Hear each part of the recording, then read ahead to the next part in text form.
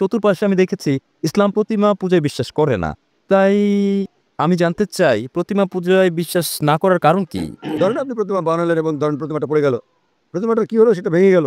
যদি প্রতিমা নিজেকে সাহায্য করতে না পারে, কিভাবে আপনাকে সাহায্য করতে পারবে? ডাক্তার জাকির নায়েককে একজন হিন্দু ভাই একই প্রশ্ন করে ফেললেন। ডাক্তার জাকির নায়েক কঠিন উত্তর দিলেন। হ্যাঁ প্রিয় দর্শক, ডাক্তার জাকির নায়েক রেগে গেলেন সেই হিন্দু ভাইটির ওপরে। সেই হিন্দু ভাইটি প্রশ্ন করছেন যে মুসলিম ভাইরা কেন মূর্তি পূজা বিশ্বাস করে না, আপনারা কেন ঈশ্বরের মূর্তি করেন না, আপনারা কেন মূর্তি পূজা করেন না, আর বিশ্বাস কেন করে না মুসলিমরা? তো এই শুনে ডাক্তার জাকির নায়েক কিন্তু সেই হিন্দু ভাইটিকে কঠিন উত্তর দেবেন। হ্যাঁ প্রিয় দর্শক, মুসলিমরা কেন মূর্তি পূজাকে বিশ্বাস করে না, আর আমাদের আল্লাহর কেন আমরা মূর্তি পূজা করি না? তো এই স্টুডেন্ট একটা জায়গায় মাসালা কঠিন উত্তর দিবেন। তো ভিডিওটি খুব ইন্টারেস্টিং হতে যাচ্ছে। তো ভিডিওটিকে না টেনে কিন্তু লাস্ট পর্যন্ত দেখার অনুরোধ রইল। হ্যাঁ প্রিয় দর্শক, বিশেষ করে অমুসলিম ভাইরা ভিডিওটিকে অতি অবশ্যই দেখবেন, আর মুসলিম ভাইরা তো আপনার এড়িয়ে যাবেন না ভিডিওটিকে। তো ভিডিওটি শুরু করার আগে আপনারা যদি এরকম ইসলামী পরিচয় ভিডিও দেখতে চান তো অতি অবশ্যই আমাদের আল্লাহস্তা চ্যানেলটিকে সাবস্ক্রাইব করে যাবেন। আমরা এই চ্যানেলে কিন্তু নিয়মিত এরকম ইসলামী পরিচয় গুরুত্বপূর্ণ তথ্য ভিডিও নিয়ে আসি। তো অতি অবশ্যই আমাদের চ্যানেলটিকে সাবস্ক্রাইব করে যাবেন। চলুন এবার ডাক্তার জাকির নায়েকের উত্তরটি শুনে নেব, সেই হিন্দু ভাইটিকে কী উত্তর দিলেন। শুভ সন্ধ্যা ডক্টর জাকির এবং যারা উপস্থিত আছেন।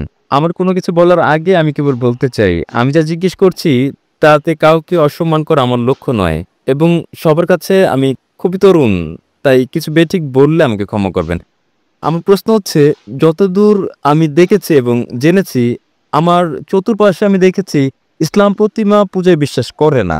তাই আমি জানতে চাই প্রতিমা পূজায় বিশ্বাস না করার কারণ কি? এটা আমার প্রথম প্রশ্ন। ভাই প্রশ্ন করলেন যে তার বিশ্বাস মতে ইসলাম প্রতিমা পূজায় বিশ্বাস করে না। কেন ইসলাম প্রতিমা পূজায় বিশ্বাস করে না? যে কারণে ইসলাম প্রতিমা পূজায় বিশ্বাস করে না তা হচ্ছে এটা নিষিদ্ধ। পয়েন্ট নাম্বার 1, আপনি ঈশ্বরের প্রতিমা বানাতে পারেন না। ঈশ্বরের প্রতিমা বানালেন আপনি ঈশ্বরকে অবমাননা করলেন। ধরেন আপনি প্রতিমা বানালেন এবং ধরেন প্রতিমাটা পড়ে গেল, প্রতিমাটার কি হলো সেটা ভেঙে গেল। যদি প্রতিমা নিজেকে সাহায্য করতে না পারে, কিভাবে আপনাকে সাহায্য করতে পারবে? স্যার, কিন্তু এখানে আমার পয়েন্ট হচ্ছে, যদি ঈশ্বরের প্রতিমা থাকে সেটা আসল ঈশ্বর না হতে পারে যিনি বিরাজমান, কিন্তু এটা আমাকে তার প্রতি উপাসনায় সহায়তা করে, প্রার্থনায় মনোযোগ বাড়িয়ে দেয়।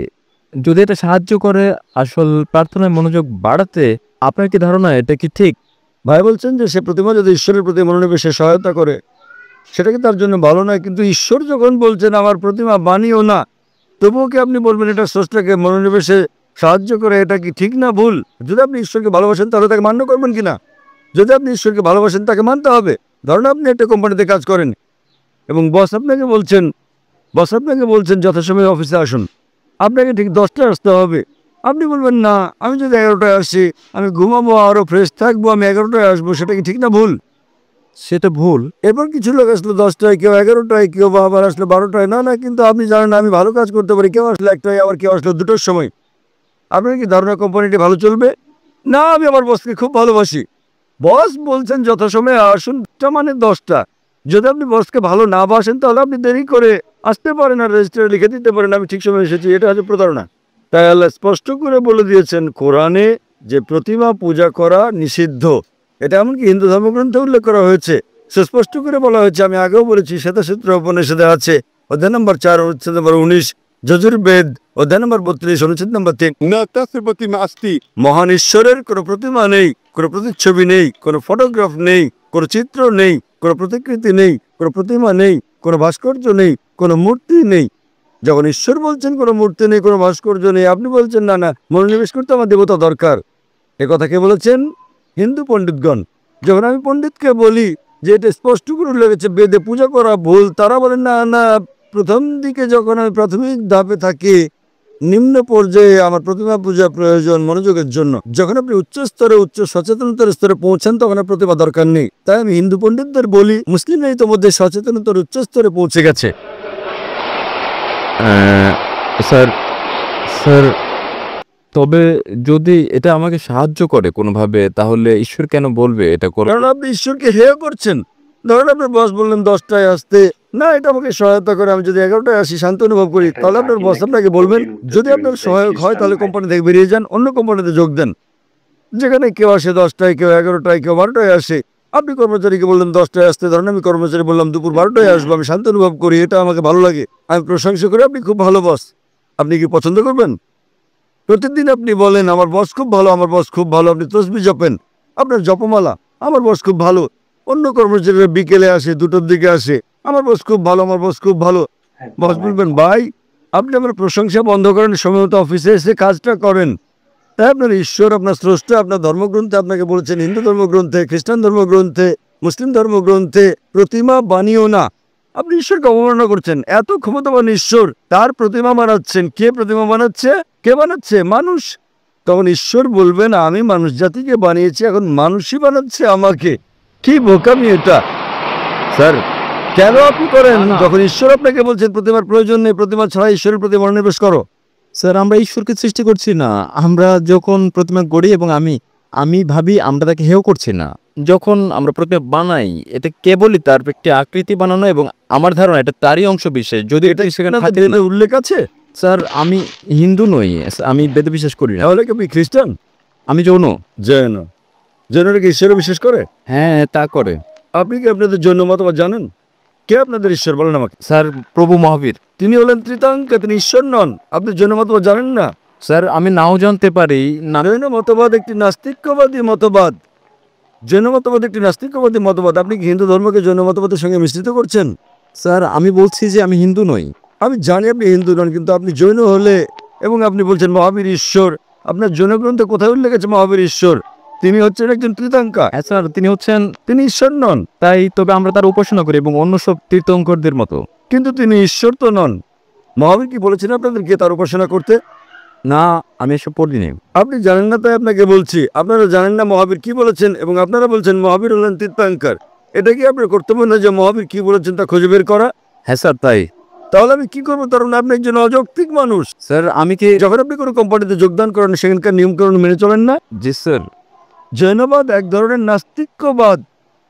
তাই তারা বিশ্বাস করে যে যারা জীবন লাভ করে তাদের মৃত্যু, জন্ম জন্ম মৃত্যু, জন্ম মৃত্যু হয়। যদি আপনি চক্রমুক্ত হন, যখন আপনার কোনো ইতিবাচক নেতিবাচক দিক থাকে না, তখন আপনি লাভ করেন নির্বাণ। জৈনবাদ অনুসারে 24 জন মোক্ষ অর্জন করেছেন। জি স্যার। এবং মহাবীর হচ্ছেন 24তম তীর্থঙ্কর। জি স্যার। 24তম। স্যার। তিনি ঈশ্বর নন। স্যার তার মানে আপনি আপনার মহাবীরকে চেনেন না, জৈনবাদ সম্পর্কে জানেন না। কিভাবে আমি আপনার সঙ্গে জৈনবাদ নিয়ে কথা বলি? স্যার আমি এখানে তা বলছি না স্যার। আমি যা জানতে চাই তা হচ্ছে যে প্রতিমা পূজা। স্যার যা আপনি বলছেন স্যার কোরআনে প্রতিমা পূজা ভুল একথা উল্লেখ করার কারণ কি? যে বাইবেলে উল্লেখ আছে না, এটা উল্লেখ আছে কোরআনে, উল্লেখ আছে বাইবেলে, উল্লেখ আছে হিন্দু ধর্মগ্রন্থে যে প্রতিমা পূজা করা ভুল। তাহলে কোথা থেকে আপনি এই দর্শন পেয়েছেন? স্যার স্যার আমার বক্তব্য হচ্ছে, আমার পয়েন্ট হচ্ছে যে যেখানে আমরা ধরে নিচ্ছি যে যদি কোরআন হয় আসলে ঈশ্বর যা বলছেন তাহলে তার মানে সেজন্যই প্রতিমা পূজা ভুল।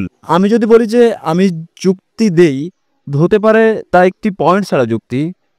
তবু যদি আমি বলি যে কোরআন ঈশ্বরের বাণী নয়, তাহলে কি আসল যুক্তি যে প্রতিমা পূজা ভুল? খুব ভালো, তাহলে আপনাকে বলতে হবে কোনটা ঈশ্বরের বাণী। যদি কোরআন ঈশ্বরের বাণী না হয় তাহলে কোনটা ঈশ্বরের বাণী বলেন আমাকে। স্যার আমি জানি না, তাই আমি আমি জানি, আপনি আমাকে অনুসরণ করেন। যদি আপনি না জানেন তো শিক্ষককে জিজ্ঞেস করেন। একজন ছাত্র বলছে শিক্ষককে 2 যোগ 2 সমান 4 নয়, শিক্ষক বললেন কথা বলছে আমি জানি না। কিন্তু স্যার আমি যদি জবাবে সন্তুষ্ট না হই? যদি আপনি সন্তুষ্ট না হন তাহলে কারণ সেটাই। আপনি কি আমার আগের উত্তর কখনো শুনেছেন, আমার ভিডিও দেখেছেন? না স্যার, এই প্রথম আমি আপনার বক্তৃতা শুনছি। আচ্ছা, আপনি কি আমার আগের উত্তর শুনেছেন যা আমি বিজ্ঞান সম্পর্কে এক নাস্তিককে বলেছি? আপনি কি মনোযোগ দিচ্ছেন? স্যার হতে পারে সে সময় আমি হলে ছিলাম না। আপনি কি? সে উত্তরটা হচ্ছে, যদি আপনি না থেকে থাকেন আমি অনুরোধ করি আপনি যান এবং দেখুন আমার ভিডিও ক্যাসেট কোরআন কি আল্লাহর বাণী, আমার ডিভিডি। ওকে নামটা বলবেন? নামটা কি আবার বলবেন? কোরআন কি ঈশ্বরের বাণী? কোরআন কি ঈশ্বরের বাণী?